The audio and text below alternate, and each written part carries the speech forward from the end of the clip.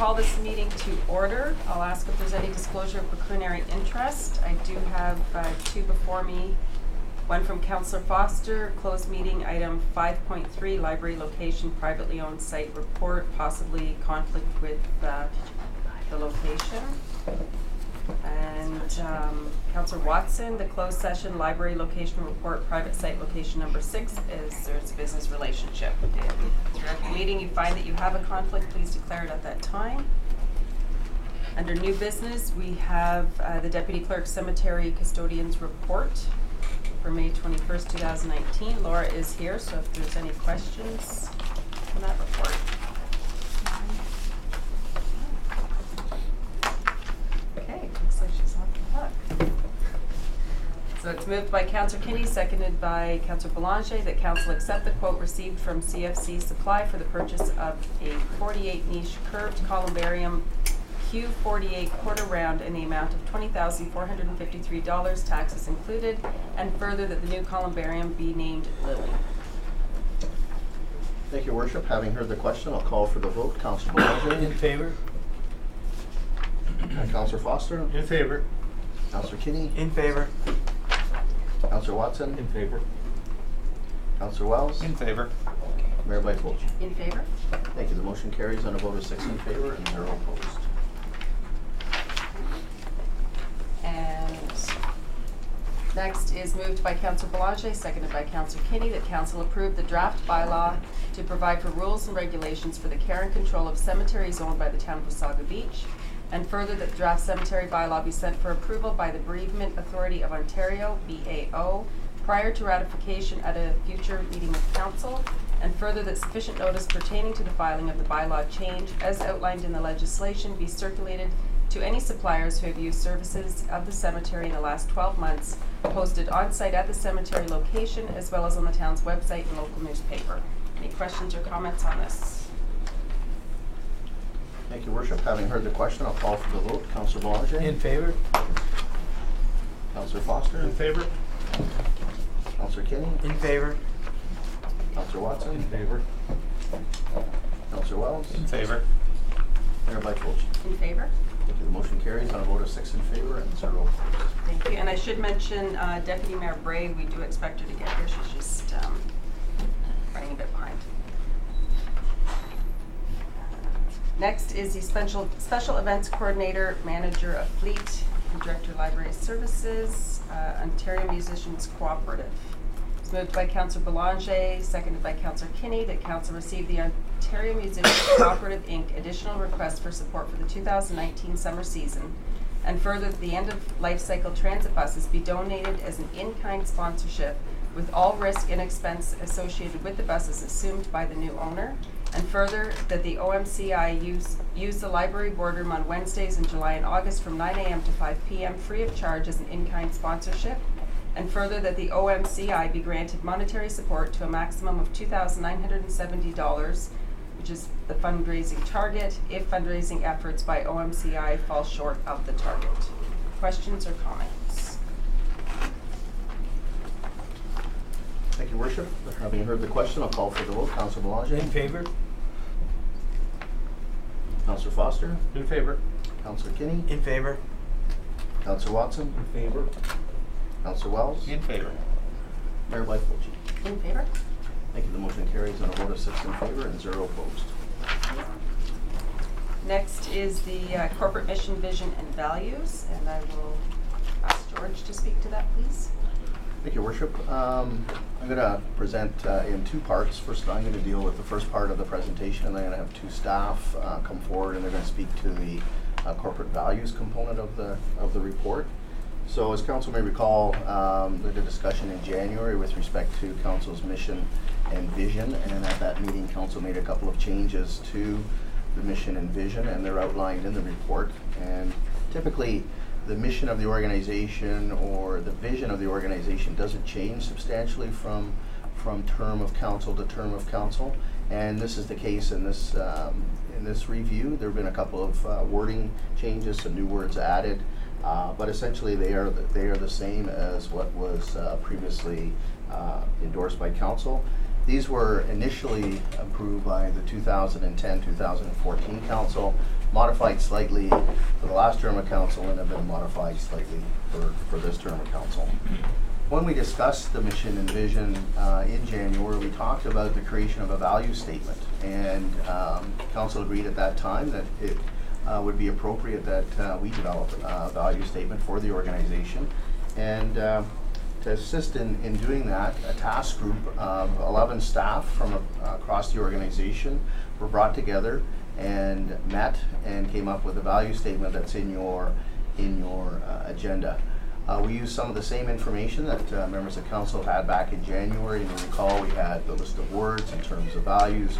We had some of the sample value statement. We brought additional information to the table, and from there, and it's outlined in the report, we got to where we are today. So, Your Worship, with your permission, I'd like to invite Mike Jennings and John Morrow, that were two of the members of the values group task group. Jen Martin's here as well. She was one of the individuals, and as I said, there were 9 others, but they're all busy today. So these two gentlemen will outline some of the background to the value statement. Thank you. Go ahead. Thank you, Your Worship. Yeah, we just wanted to start by thanking George and all of you around the table for letting us participate in this exercise.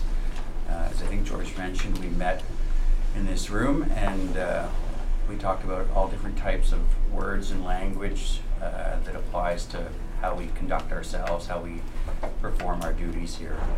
And we made great use of the chalkboard hiding behind the blinds over there to build our list and to put everything together. And so what we were hoping to do now is just sort of walk you through it. I'll take you through one point and John will take on the next one.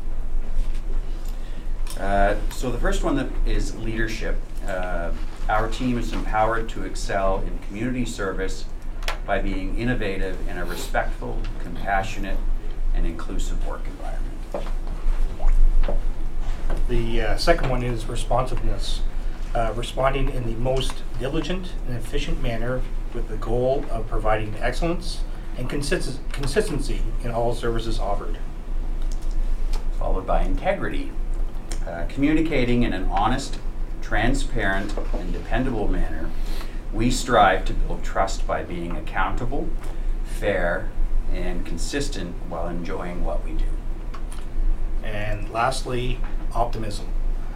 Through a perspective of passion, creativity, and empathy, we are optimistic about the future while respecting and appreciating our heritage. Thank you. Jamie Jones has also entered the room, so thank you, Jamie. I know you were on this team as well. I think it's great that we had representation from probably every department, which is fantastic. But thank you to everyone who had input into that. Any comments or questions around the table? Councillor Kinney? Madam Chair, to the staff that put this together, when I read it, I loved it. Thank you so much. Councillor Foster? Thank you. And as pointed out in the report, and knowing the passion and optimism and stuff that our staff has, it can't just be words.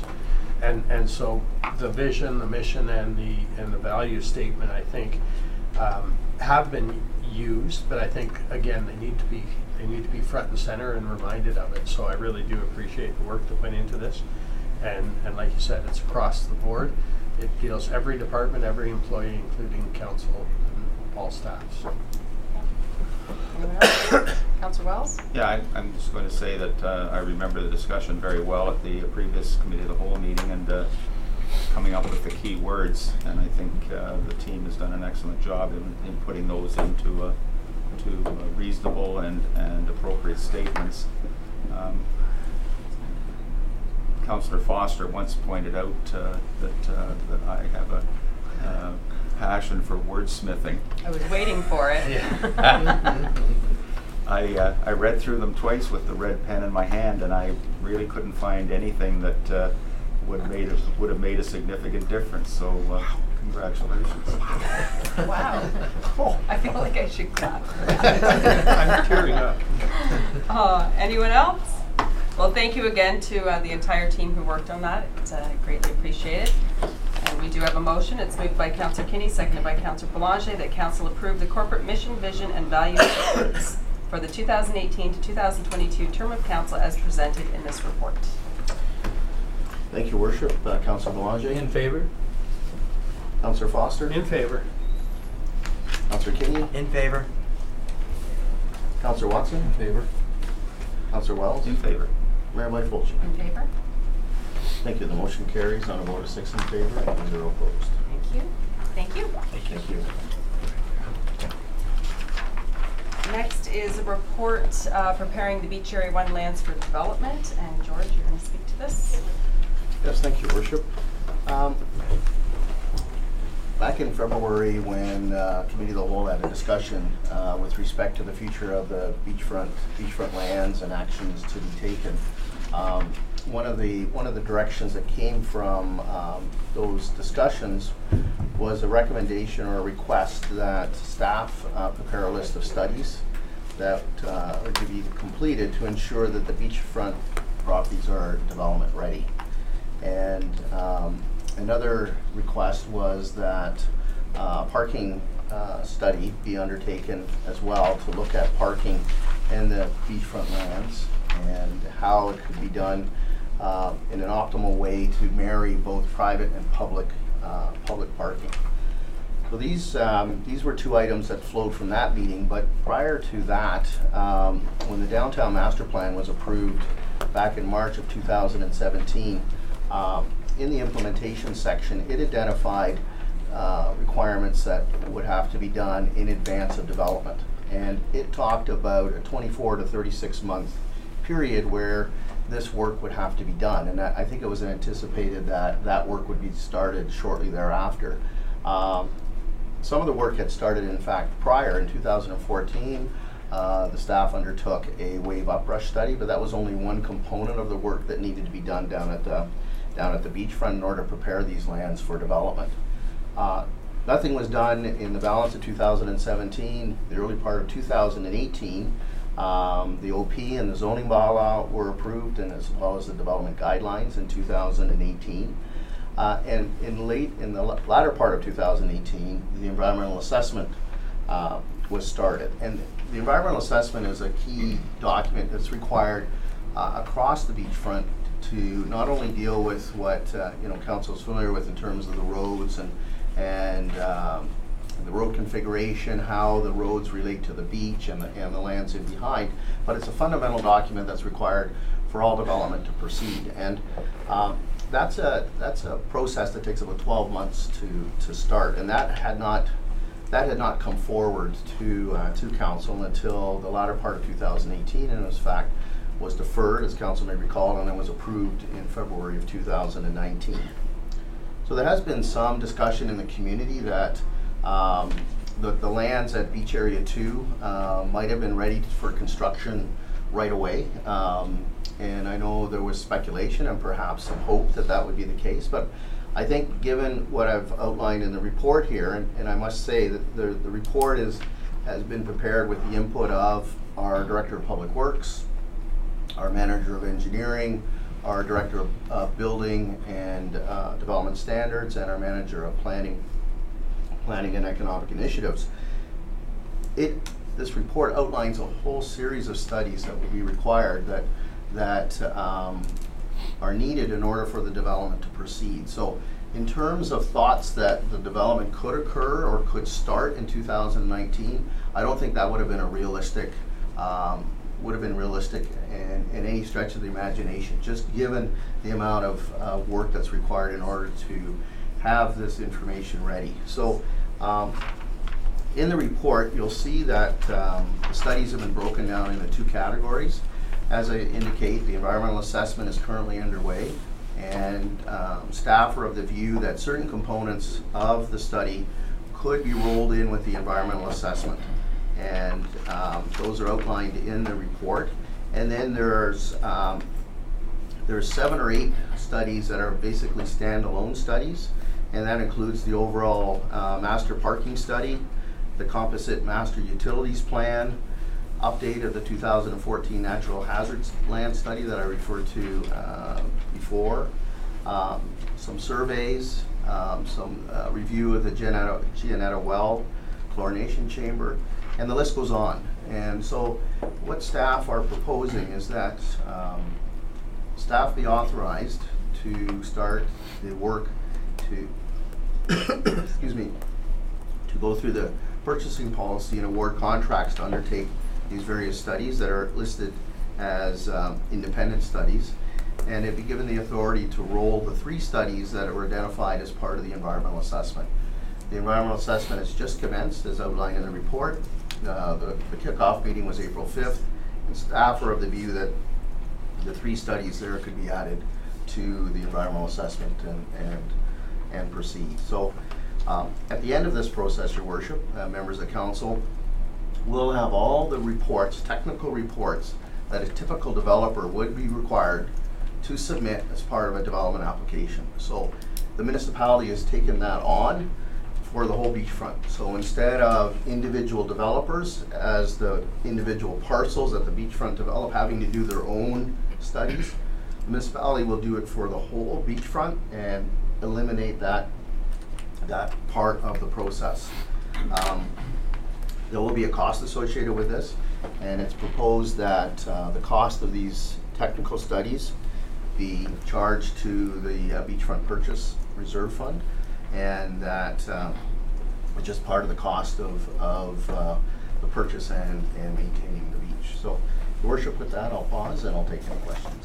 Okay, thank you. I do want to thank you for giving that explanation. I think there is a misunderstanding in the community that, you know, what had been done during the past term of council would enable us to put shovels in the ground this spring. That is not the case. It never was the case, because these studies still need to be done. So I think we are putting the town in a much better position of for our request for expression of interest and our RFI for the beachfront to have these things done. It will save time and money having individual landowners in that area doing it. It was something that we actually started, and some of us would remember during the 2010 to 2014 council, we started that process down there, and we did get the wave uprush study done, and then there was an election, so we didn't carry on with that. But I think it's a good report. I think there are needed studies that we need to get done in order to get our beachfront developed. So we've got Councillor Foster and then Councillor Watson. Thank you, Your Worship. And again, I agree, this is just part of a prudent planning.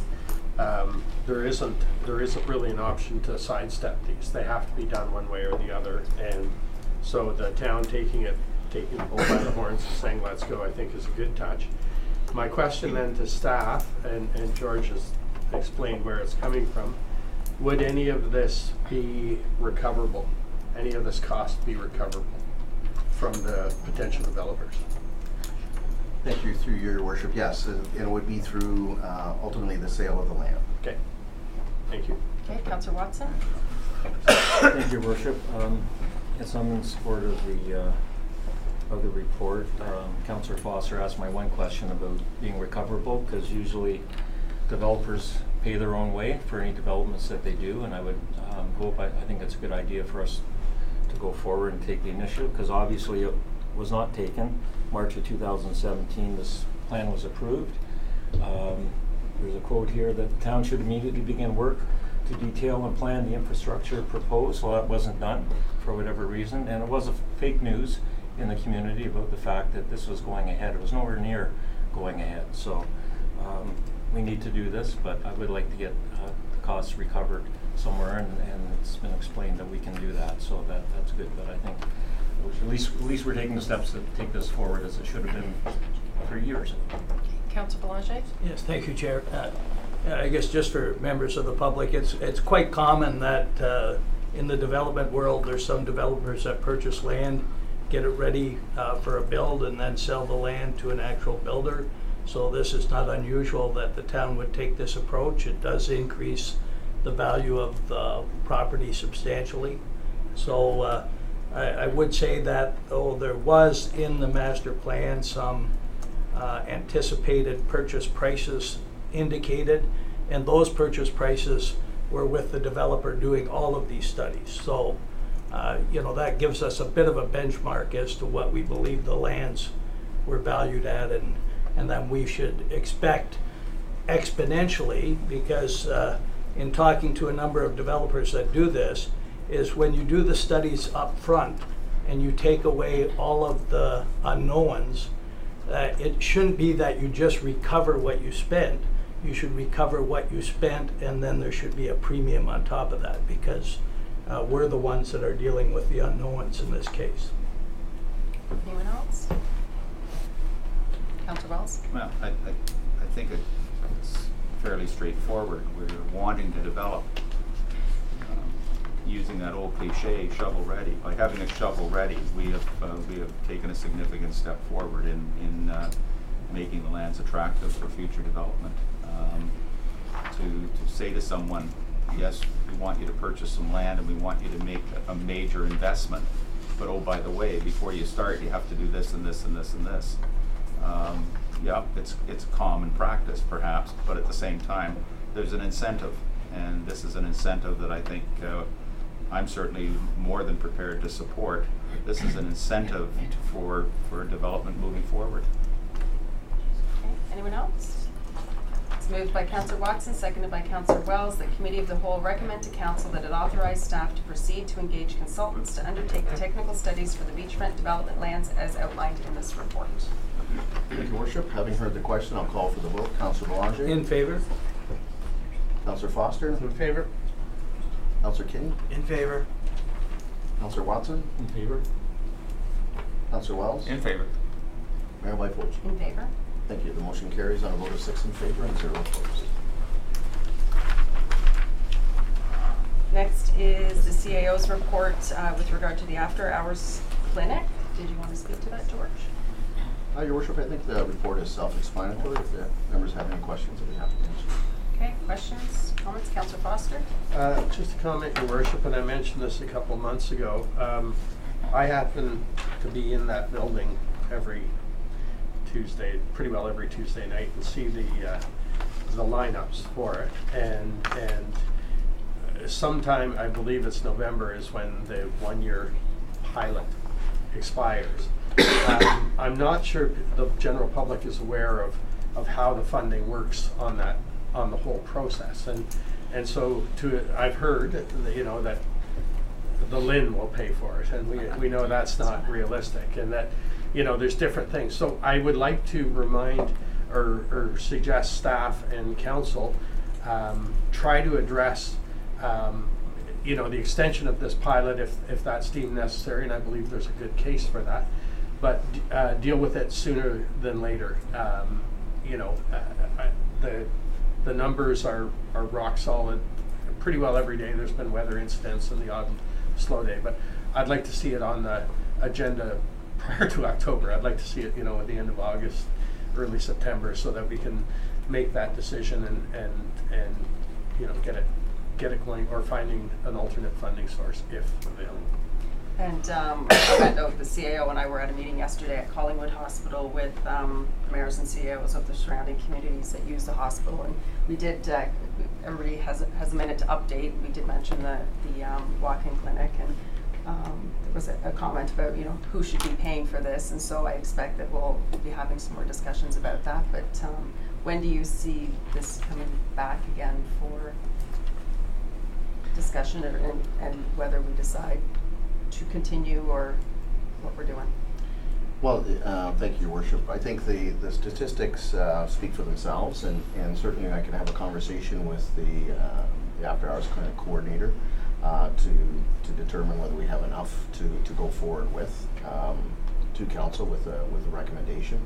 I think as well, I think we'd have to explore, if the town's not providing it, who would be providing it. There is a cost associated with it, and I think there's further analysis required. So we're here at the end of May, perhaps by early summer, midsummer, we could look to bring something back on a preliminary basis. Would that be sufficient? I had September in my head, so that's great. Councillor Belanger? Yeah, thank you, Chair. I just wanted for the public that don't read through all of the reports, is the CAO had brought forward a request from the doctors, I guess, based on low volume concern, that we would pay a higher guarantee. And I think it's important for everyone to know that that's only occurred one time, and certainly the volumes of the clinic have been building, and every time we added a day. It took the public a little bit of time to realize the new hours of operation, but it certainly, as was suggested by other members of council, the numbers are pretty good, so thank you. Anyone else?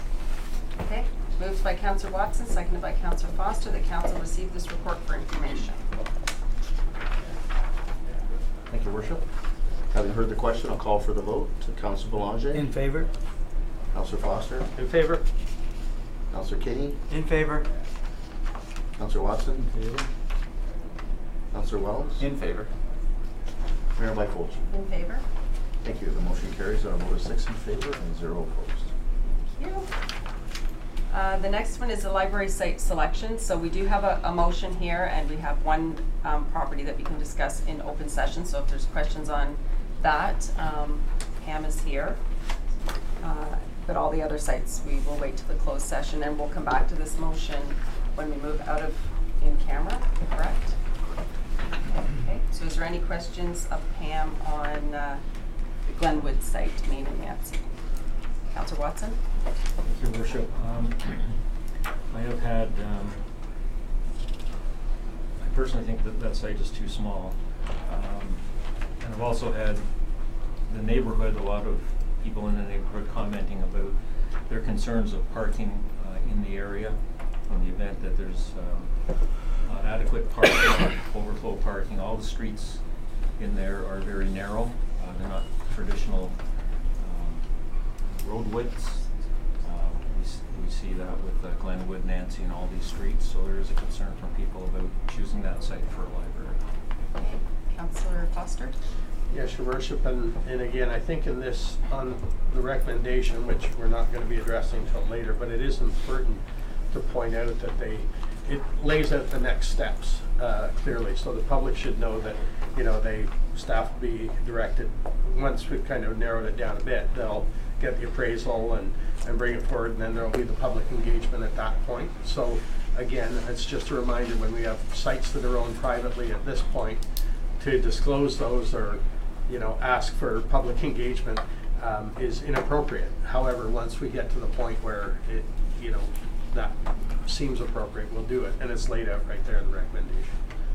Thank you. Councillor Boulanger? Yeah, just thank you, Chair. A question to our CEO. Just on the Glenwood site, my understanding is that in your analysis is that the parking was adequate based on everything you had planned on or studied or. Through the chair.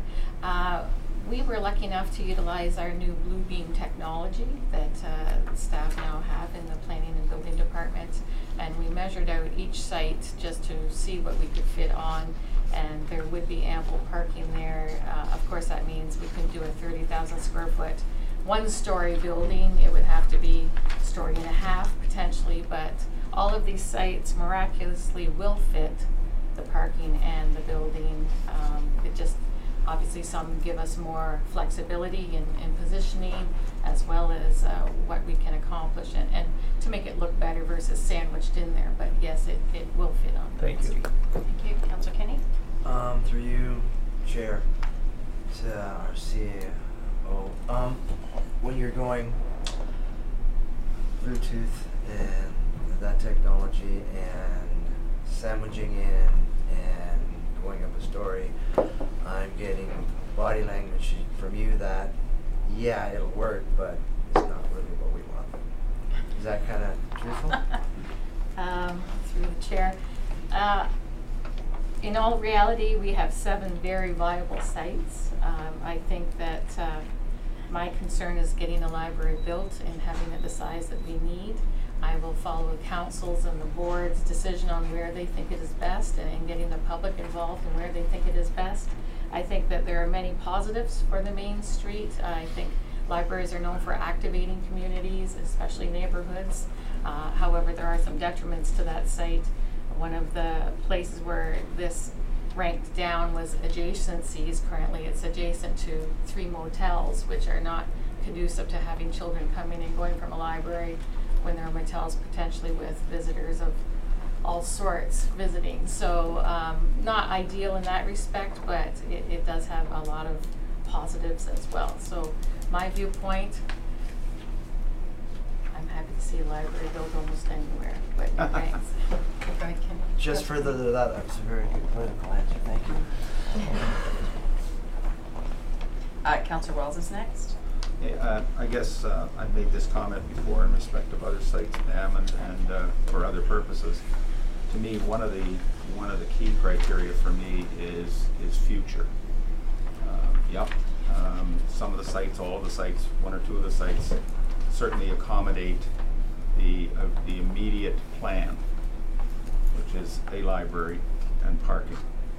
But for me, one of my key concerns is, when I'm probably dead and gone, but the town, for my grandchildren coming up and hopefully still living here as they do, that there is opportunity for additional facilities or expansion facilities that are compatible with or supportive of the original facility. So I'm not suggesting that it should be this, but there's lots of talk about a cultural center. So if we're going to build the library, but at the moment we are not in a position to build a cultural center, whatever that may be, where is that going to go?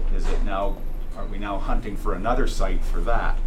Or are we planning for the long term by choosing a site for some of these new facilities now that is going to accommodate future growth, future expansion down the road, whether it be a cultural center, a performing arts center, another swimming complex, or whatever it may be, that we choose that site in such a way that that expansion is feasible, possible. And then the step beyond that is that we architect the plan, and I know you've talked about getting designs and looking at other facilities, and I've said this before, I'm just going to repeat myself, that we architect it in such a way that possible expansion is built into the procedure or built into the design, so that we're saying, okay, here's what we're building today, but someday we may want to add another facility to it. Where's it going to go on the site?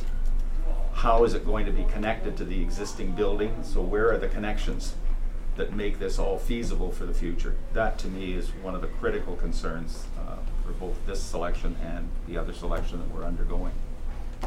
Councilor Blanchet? Yeah, thank you, Chair. I agree with Councilor Wells. However, I will say that this council will be looking at our downtown in the future, and I think everyone would agree that the current situation is not our vision for the future, and that some of the motels you refer to are very likely to be redeveloped. Some of those lands potentially we could sell town-owned land and purchase an adjacent property for a cultural center.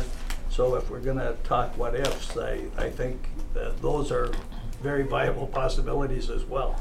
So I think we can't just look at a what if that could potentially eliminate a very good site.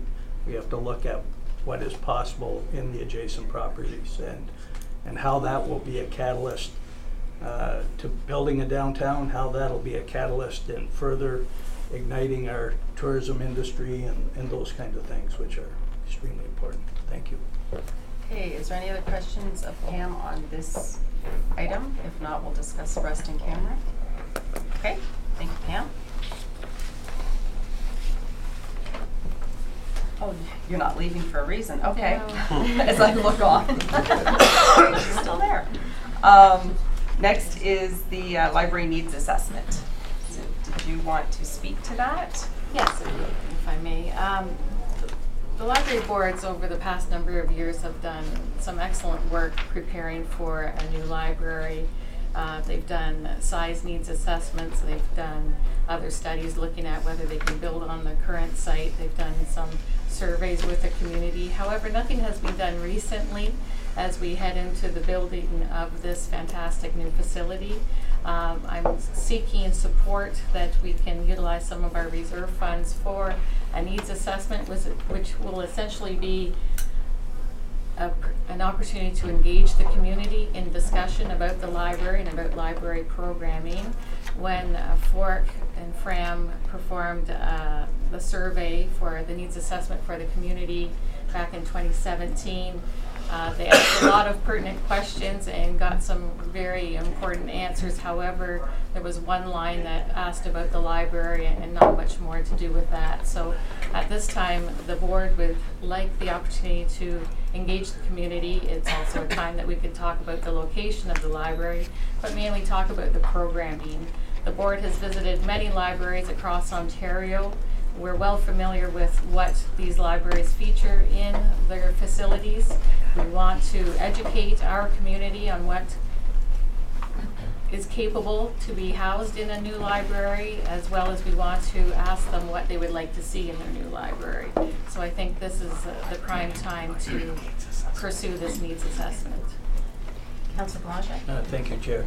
I think that's fantastic, but I also believe it needs to be also kind of an educational campaign at the same time. Certainly, we've seen within the community, whether it be letters to council or whether it be on Facebook, as when we're talking a major investment in infrastructure, some people are concerned about the viability of libraries, but certainly those that have been very involved understand they're like almost a community hub on their own, and to your point, they can really revitalize neighborhoods.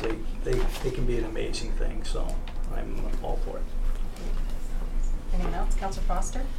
Yes, Your Worship, thank you. And having sat on the library board for many years, I get the importance of the library, but I think, and I was involved in all the previous studies, or most of the previous studies that were done, but certainly I think, and it was kind of what Councilor Wells was implying, it's not just about building a building and this will do us for the next little bit. This is a 50-year plus investment in infrastructure in the town. So, you know, we have this one chance to kind of get it right and build it in an adequate way. And I've said this before, I mean, there comes a time where you know, you can nickel and dime and you pay $1 later. So this will help, you know, get that razor focus on not only what the library staff and board want, but what's important to the community as a whole, and it allows us to build a facility that we'll be proud of, as will our kids, as will their kids, and so on and so on. Councilor Watson? Thank you, Worship. I'm just questioning, by doing a study like this, does this address being I'm noticing in the conclusion, shovel ready for the new library. Does this actually require to be shovel ready to go with the library once the location is chosen in that? And I'm asking that because, as Pam has said, there was limited questions from before about the community hub on the library, but there has been work done. I was also a council rep on the library board in the past, and there's a lot of information there. We're going to be discussing once the locations are out there, and there's going to be community involvement with that. Can we not do that in-house with our staff and do this without spending another $50,000 on a study to determine this? So when I see shovel ready, if it's required to do that to get something else, financing or something, I'd be supportive of it. But other than that, I'm not sure why we can't handle this ourselves. Okay, Pam or George? Through you, Chair. In order to be shovel ready, of course, we're going to have to deal with architects and the design. And when we're designing this massive building, we obviously want to make sure that we get in the right elements. And then I think some of them are very specialized now. We're not talking a building that can just house books anymore. We're talking about potentially a lot of learning spaces, meeting spaces, creative spaces, and potentially even some cultural spaces. So I think that hearing from the community and making sure that we have the right elements in it and are ready for the architect to design those elements in a way that gives us the flexibility to grow is very important. I think right now too, the library has been a very quiet part of this community for many years. We're a little small and we're not that much talked about. This is also an opportunity to really educate, as Councilor Belanger said, the community on what a modern library does. I think there are a lot of people that just aren't familiar with what a library's capabilities are, and yes, it's an expensive undertaking, but I think it'll be an undertaking that we won't be taking in quite some time again. Councillor Watson? Yeah, just supplementary. I agree with all your points. I just feel that we can do it. You have expertise. You have mentioned that you've traveled around to all these facilities. I think we're all familiar with some of them. The education of the public, I agree with all those things, but I don't actually see, unless this allows us to access some funding or allows for something else, I still don't see the need that we cannot handle internally in the community forum, whether it's surveys or public meetings or that, to do it. That's all my question. Okay, are you aware of us doing this? Would that assist with any grants or anything like that? I'm sure, through your chair, we could potentially handle it. What I would like is the arm's length. I'm a former journalist. I like to walk the fence and let other people make the decisions rather than try and sway them. I have very much an agenda on what I would like to see in the library, but I really don't want to try and sway the public and tell them what they should have. I'm like to feed it to them. I think that having the transparency through a third party is a nice thing to have, as well as a bit of the arm's length. Obviously, we'll be majorly involved in how it happens. The reality is also timing and making things like this happen. A little busy over there, so having time to follow through this professionally is a bit of a concern for me. Okay, Deputy Mayor Bray. Thank you. My apologies for being late. For me, I think the new library is our chance to design the best of the best, and I think without going out there and getting, like you say, non-swayable input is really, really important. We need it from the community, we need it from the library, we need it from everybody. A couple of years ago when the library first started talking about this, I was on the board and I supported it back then. I certainly support it today. I think this is our chance to provide our kids the opportunity that big city kids have if we design this library right. I really think we can bring the technology and we can bring the opportunities to Wasaga Beach if we get the library right, and I think this investment of $50,000 will ensure that we build the best library for, today, tomorrow, but also for 20 and 30 years down in the future. So, All right, thank you, Councillor Boulanger. Yeah, thank you, Chair. I agree with Deputy Mayor Bray. When you look at the cost of the total infrastructure we're going to put in place, this is a small amount, and we have to look at how the public perceives information too. If you have a group of consultants that this is what their expertise is, they sometimes view information a lot different than if it is coming from internally, because they, I guess, maybe question the motives or all the bells and whistles you would want. But again, going back to the education, if we went out to the public today, I would almost guarantee you that there are major components of a modern day library that they have never experienced. They would know nothing about them, very likely, and would never consider them as being part of a new library, and yet, especially for creating opportunity and for our youth and the kind of talents and that they can acquire and skills they can acquire, these components are very important, because they really teach skills and jobs for the new economies of the future that we really aren't equipped to provide those learnings to our children today. That they don't even exist within our school system, a lot of them. When you talk the music studio and the 3D printing and the video studios, it's pretty exciting what a new modern library is. Councillor Foster.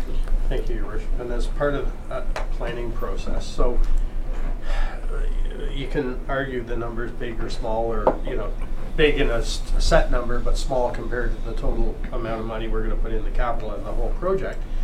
But you still sit there and say, if we were to, this is part of the planning process, like I said, that gets you razor sharp on it, because if we build part of the space and it's not utilized or underutilized, it's a waste of area for 50 years. Now, I've sat on the board long enough to know that they'll fill that space with something helpful.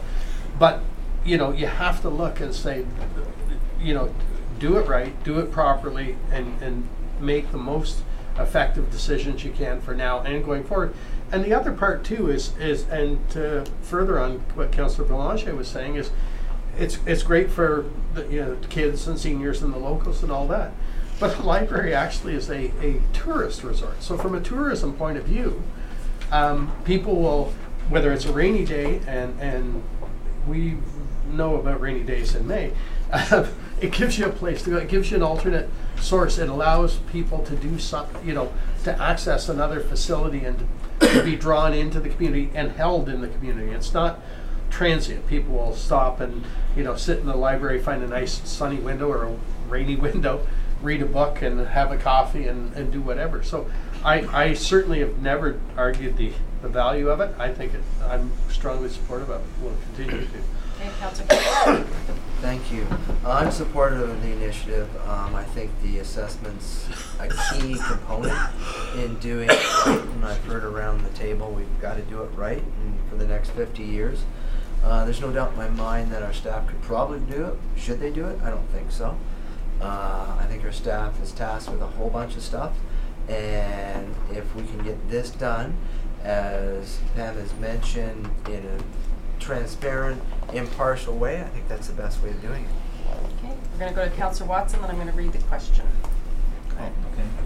There's no doubt I'm 150% in favor of the library and going forward.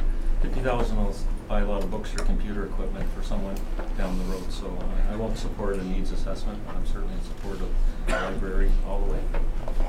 We have a motion, moved by Councillor Watson. Did you want to change that? I can still move it. You can still move it? Okay. Yeah. Moved by Councillor Watson, seconded by Councillor Foster, that council receive. Sorry? Just to clarify, Councillor Watson, if you move the motion, you can't vote against it, and I'm not sure if you were not supportive or supportive. Someone else move it because it's the cost of the assessment. So. Oh. I'll move it.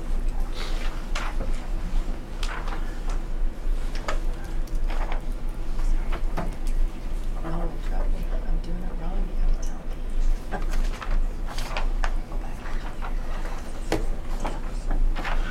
It's moved by Councillor Wells, seconded by Councillor Foster, that council receive the library needs assessment report from the Director of Library Services for information, and further that council give direction to staff and the library board to initiate a needs assessment study to be funded through the library's general reserves. Thank you, Worship.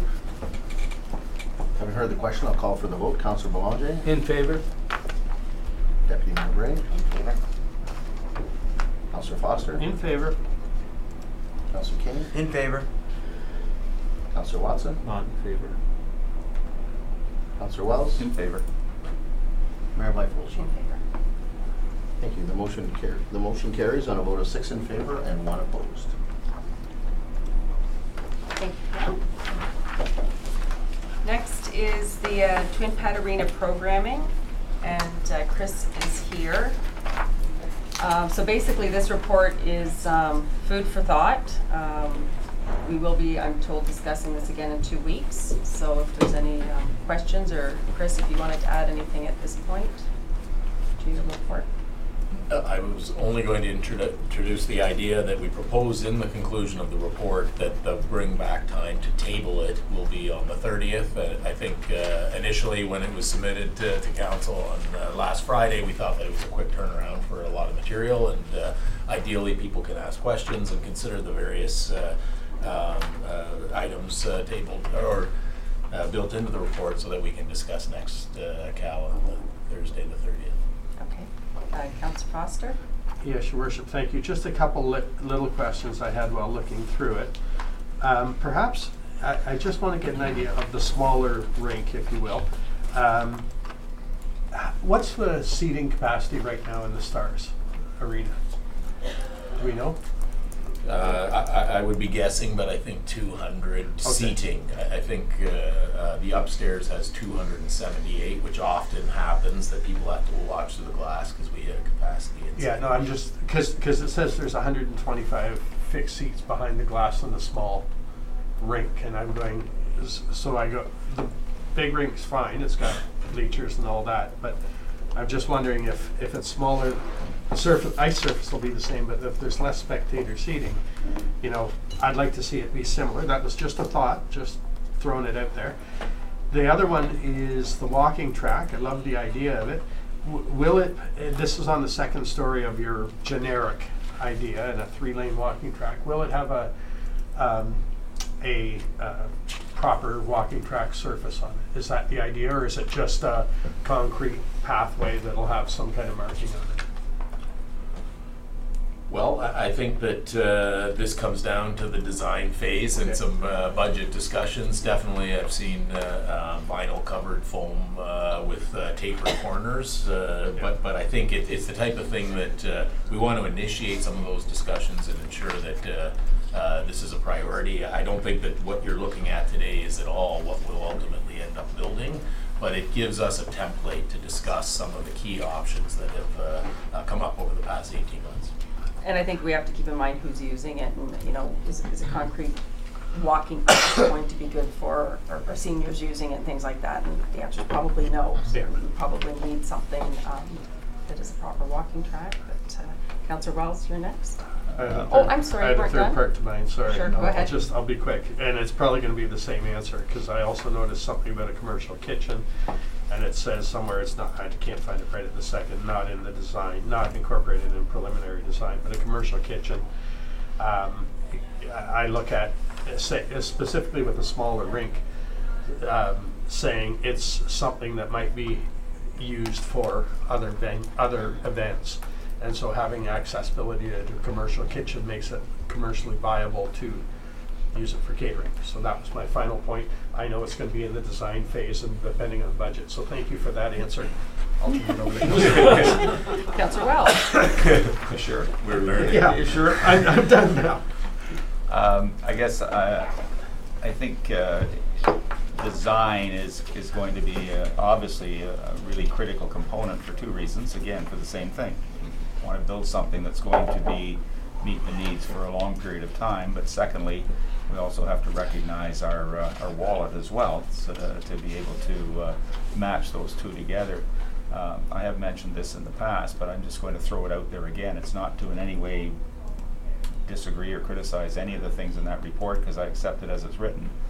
But I think it would behoove, backtrack, I believe that, could be wrong, but I believe that the previous council did some site visits to a couple of facilities. Personally, I think it would be important for this council to also undertake to do that before we get talking about design, and before we get talking about components, and before we get talking about size, and before we get talking about any of those things, that we have an opportunity to visualize what some of these components look like in reality. I know that as this discussion has gone on around, I mean, I've friends and family involved in figure skating, friends and family involved in hockey, friends and family involved in swimming, friends and family involved, and they talk about being in various centers. I won't mention any of them specifically right now, but I did share a couple of comments with George previously that where large numbers of our own community who have been traveling to various sites say, wow, you really should see this. It meets everybody's needs and expectation, or you really should see that one. And I think we should be compiling a list of some of those areas that people have traveled to and have seen firsthand, and that we need to also see those, so that A, for 2 reasons. 1, we can get a better sense of what is needed, but 2, so that we have some sense of what we need to be telling the architects when we get down to that stage. As to what is important to us and what is perhaps secondary to us, or as I said earlier, what is perhaps not essential now but is essential in the future, so plan it so that that can be added on at a later time without major disruption or without having to go to an alternate location. So just my belief that the report is open-ended. It's simply a matter of saying we need a little more time to put this together. But I think in the short term, we should be looking at getting out there, and I mean, if we can do it as a group, that's great. If we can't do it as a group, then I guess I'll just undertake to do it myself. And on the comment about the architect, I think a tour is good, because we may go to a facility and say, wow, we love this one. And if you can get those drawings with some tweaks on the inside of it, there could be cost savings there as well as timing and things like that. So I think a tour would be great, or at least a list of suggested facilities. And even if it's not everybody all at once, you go for a ride and take a look at it. They're open, so I think that's a good idea. Deputy Mayor Bray, you're next. Thank you. Good to see the report kind of summarized, because there was certainly a lot of data collected in behind it. My concern with some of it is it's kind of a wish list. So I mean, I know it's a list of what everybody wants. When you go through, I see a fair bit of duplication from what I believe maybe would make better sense to be in a library rather than a community, the recreation center. I know both were looking for all-purpose rooms. I think both were looking to rent to the public and use it as a stream of income. And at the end of the day, we're one town, and we need to figure out where our rental property should be. And that one, I think, as Councillor Foster mentioned, does need a commercial kitchen, and it maybe needs a room that can expand and shrink depending on the need. Whether it's the artists for water or the wedding reception, I think we certainly would benefit from a multi-purpose large room that could go down. Second question, the large seating rink, we're saying 900 fixed and 900 bleachers, so about 1,800 seats. I have heard from different concert promoters that might not be big enough for a viable concert event. So are we if we have any intentions of using this for concerts, are we underbuilding it, or are we not looking at this as a potential concert venue? And I was going to say, I think that's important to know, because I know the concert people who hold the concerts, they have a number in mind, and anything under that is not worth it. So I know in the past term of council there was talk about, there would be concerts here, there would be those types of things happening, and I think that's a discussion this council has to have. Is that something that we plan on doing, because that will affect how many seats we have. Yeah, the one thing to add is that that number doubles if we cover the ice surface. So that's an important idea. You can put 1,600, 1,700 people on the floor in chairs as well, and even more standing. So with this type of design that I would suggest is middle of the road, we have likely a budget idea to consider with this as well, and I think that's why the design process will be iterative, and the wish list will likely be completely honored in design number one, and then when we crunch the numbers, then we have to consider what is priority and what is nice to have. And I suspect that seating will come into that as well. And we do have some pro forma information from the previous needs assessment study surrounding the community hub. And I think that concert seating was considered not necessarily cost effective, but I know that it's a big priority in our community to have an event center. So would 3,000-4,000 people be enough? And this is something that we would perhaps want to investigate. I don't have the answer exactly what the ideal number would be, considering how many concerts we could entertain. Did you have any other questions? No. Okay, Councillor Belanger? Yeah, thank you, Chair. A couple of points. First, Councillor Wells, we took many pictures, probably 100 photos of every location we had. So I would maybe suggest that we have a meeting where we can go through all the photos first, and if you feel that gives you a good sense, great. If not, then the tour is, I can certainly tell you it was enlightening. And then the only other point I had is that for the next meeting, from what I understand, there's convertible and then there's convertible. So when you're switching over an ice surface to a concert venue or a trade show, it can be done in almost every build, but my understanding is there is now state-of-the-art convertible arenas where it can be done much more quickly, much less costly. On the backside, it might be more costly to build, but you save a lot of payroll in the conversion.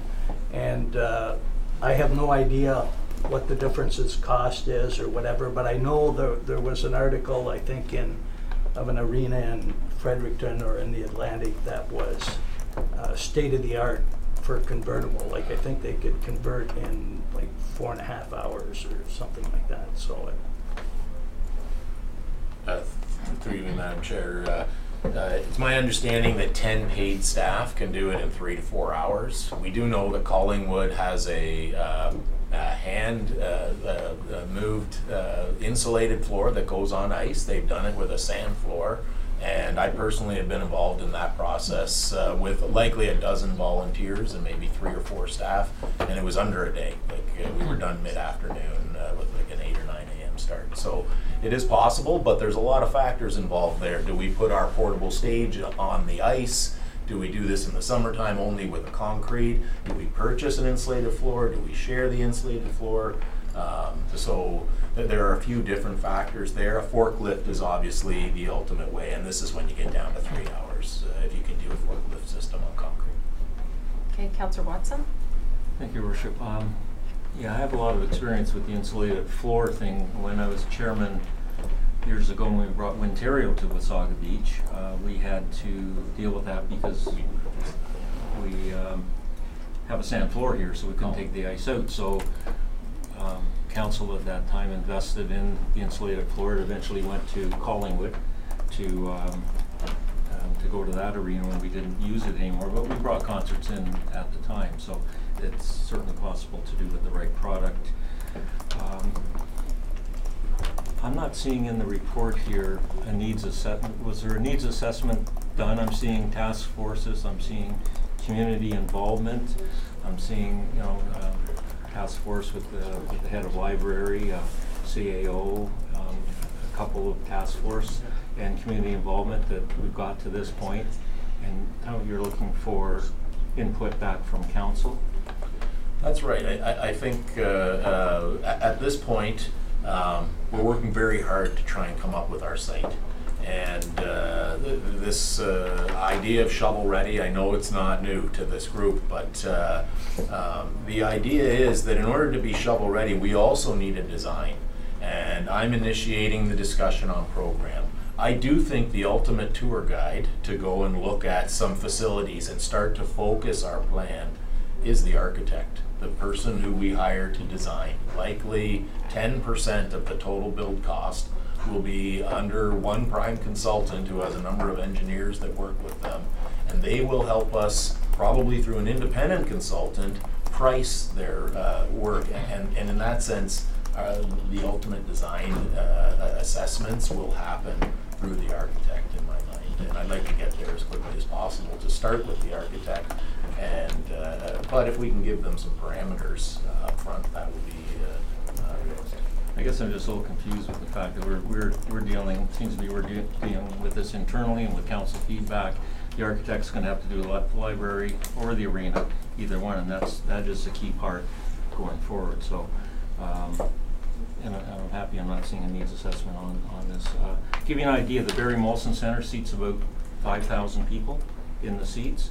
So if you're looking not to incorporate the floor, you're looking at building a Barry Molson Center to get that many seats. So you have to, I think your numbers are good, what you're proposing in the stands, 1,800 or some odd, and you almost double that by using the floor to do it. So you're up to 3,500 or so, which is a pretty big concert.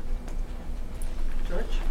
Thank you, Madam Chair. Just Chris, with respect to the needs assessment in the arena, could you describe for committee some of the work that's been done over the past few years in terms of outlining some of the needs? I know that you've included information in your report from the community hub exercise, which was a part of it, but could you just elaborate in terms of what work's been done over the years with respect to determining needs with respect to the arena?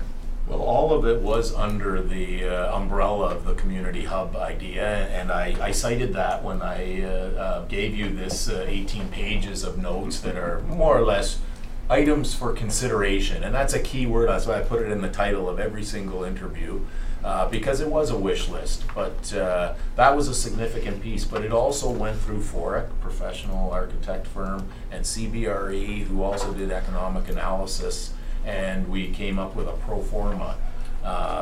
Beyond that, we did use the Community Hub Steering Committee. We have toured 6 facilities. I think a number of them were combined arenas with libraries. There were a couple standalone libraries and a couple arenas. All the standalone arenas were twin pad type facilities.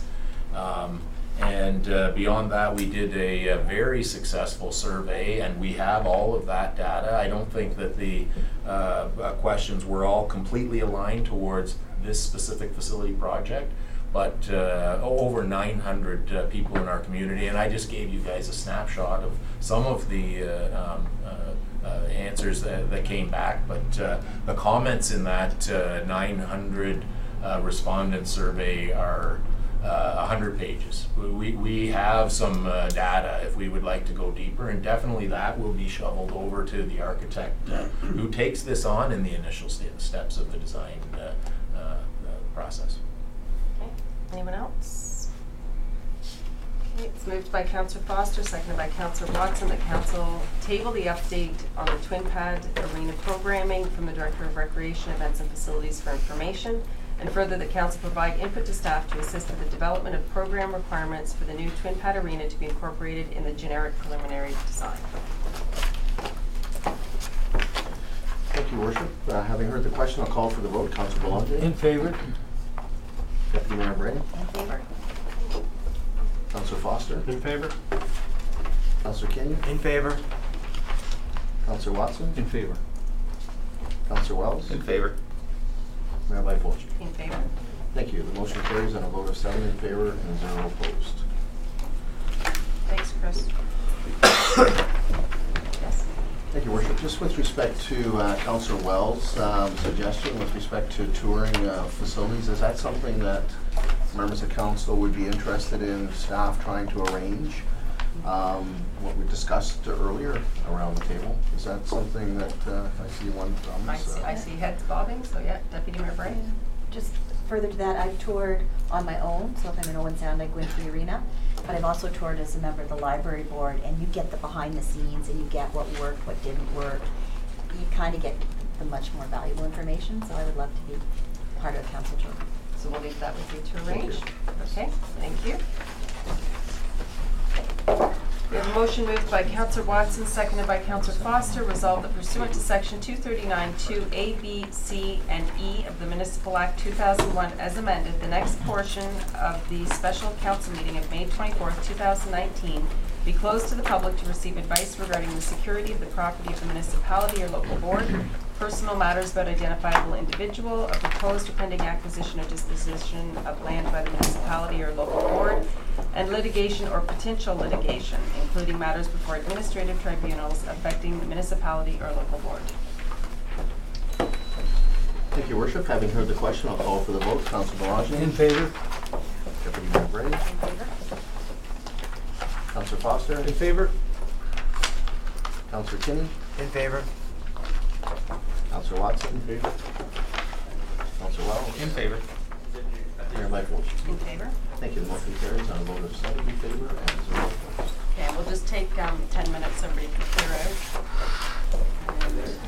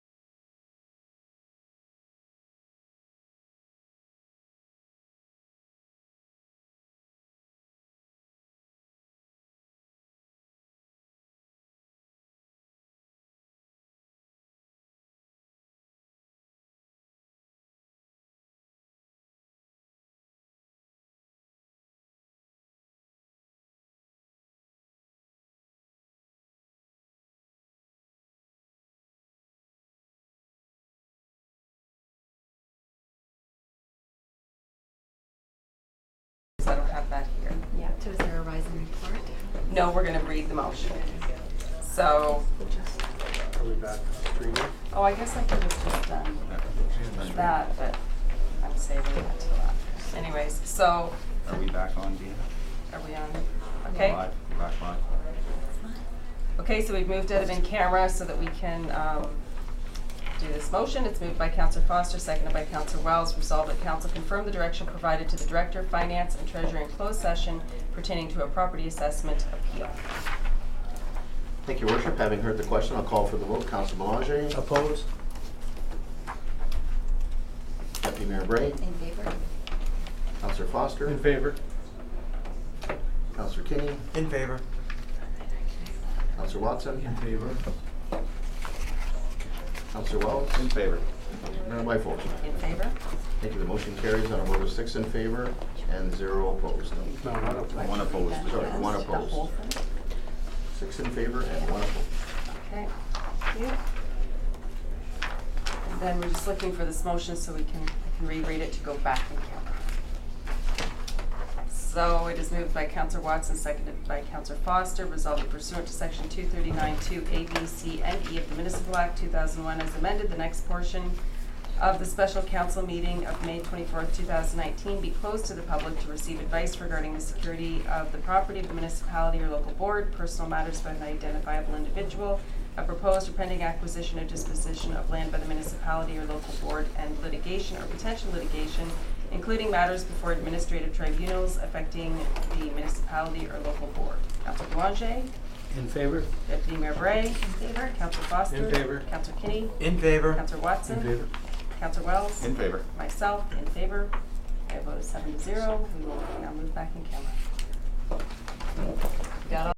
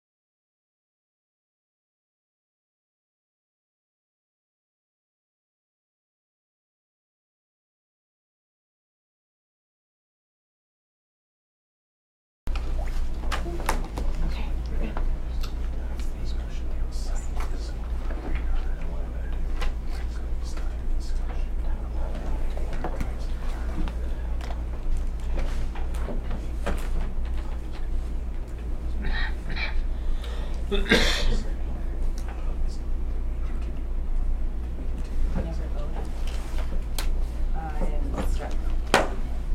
to try and, no, I think it's just us working on all of it, just to keep it simple this go around. Yeah. Okay, so that's going. Okay, so it's moved by Councilor Wells, seconded by Councilor Foster, resolved that council confirm the direction provided to the Director of Finance and Treasurer in closed session pertaining to beachfront property matters. Thank you, Worship. Having heard the question, I'll call for the vote. Councilor Boulanger? In favor? Deputy Mayor Bray? In favor? Councilor Foster? In favor? Councilor King? In favor. Councilor Watson? Favor? Councilor Wells? In favor. Mayor Vice. In favor? Okay, all good. Thank you. Motion carries on a vote of 7 in favor and 0 opposed.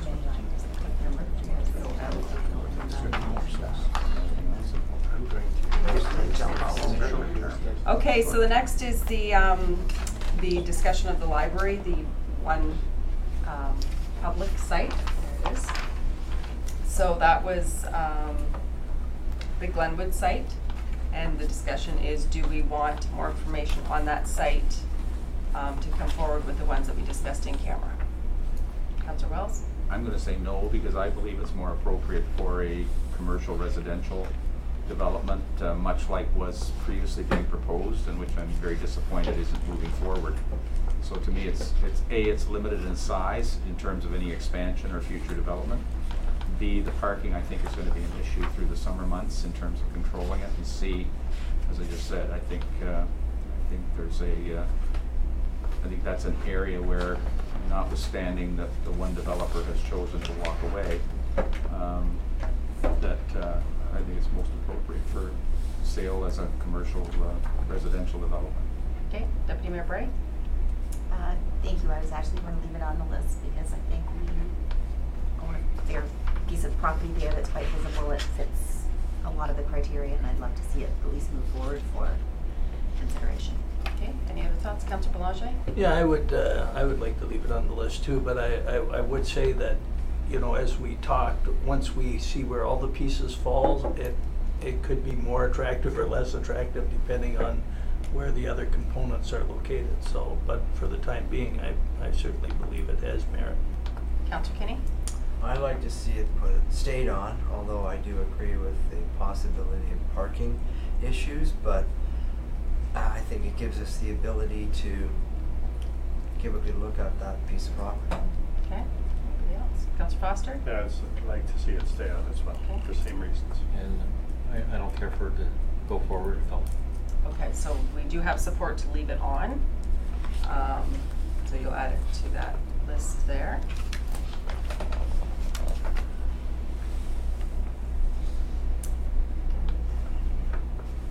Thank you.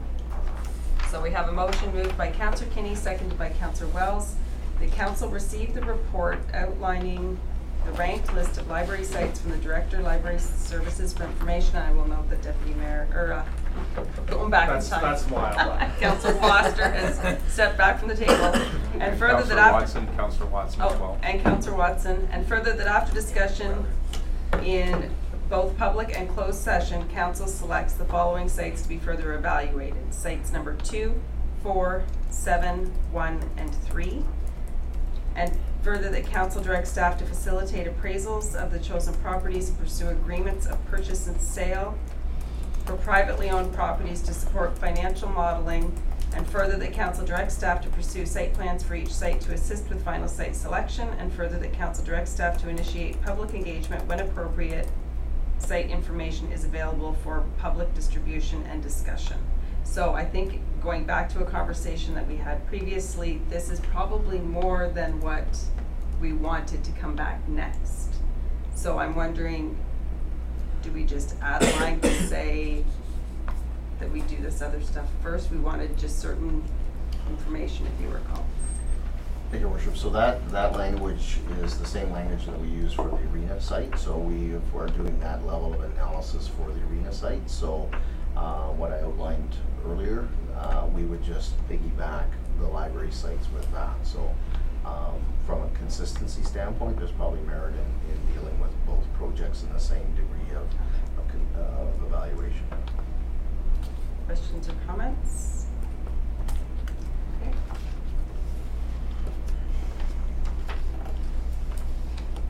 Thank you, Worship. Having heard the question, I'll call for the vote. Councillor Boulanger? In favor?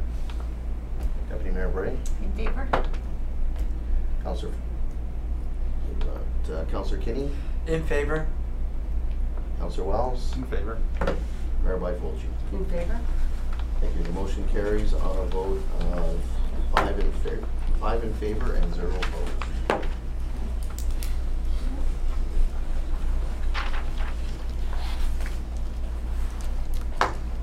Okay, it's moved by Councillor Wells, seconded by Councillor Foster, resolved that council confirm the direction provided to the CAO in closed session pertaining to a Main Street property matter. Ready? Thank you, Worship. Having heard the question, I'll call for the vote. Councillor Boulanger? In favor?